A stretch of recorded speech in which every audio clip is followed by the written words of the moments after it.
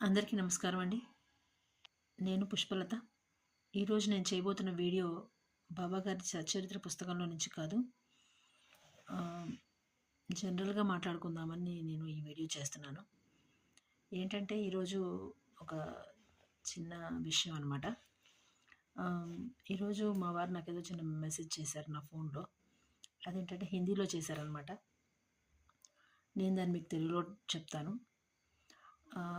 దాని అర్థం ఏంటంటే, ప్రేమ ఎవరైనా తెలియని వాళ్ళ మీద కలగచ్చు.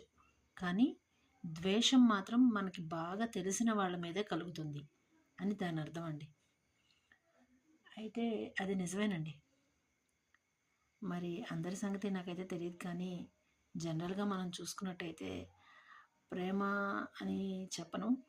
పెళ్ళి ఎవరో తెలియని ఒక ఒక ఆడ, మగ మధ్య జరుగుతుంది. ఎవరో ఒక తెలియని ఆడ, మగ అతనితో తాళి కట్టించుకొని వచ్చి ఆ ఇంట్లో అందరికీ పరిచయం అవుతాం. ఆ ఇంట్లో అందరికీ అయిన వాళ్ళం అయిపోతాం. అందరికీ లేదంటే అందరికీ బంధం అయిపోతాం.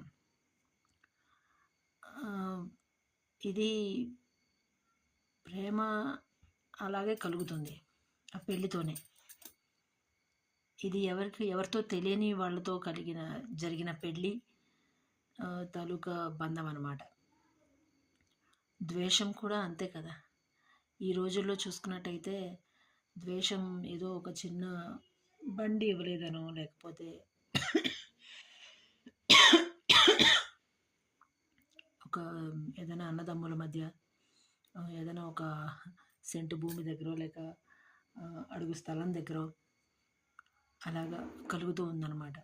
అదేవిధంగా కోడలికి అత్తగారి మీద కావచ్చు, లేదంటే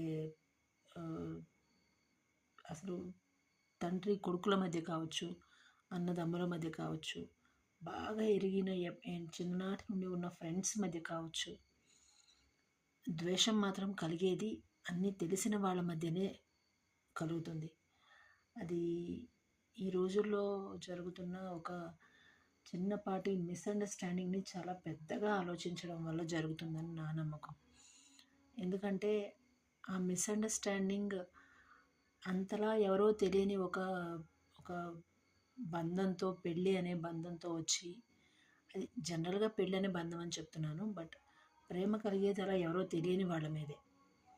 పెళ్ళి అనే బంధం ఏర్పడేది కూడా 100కి ఒక 60-70% తెలియని వాళ్ళనే చేసుకుంటాం.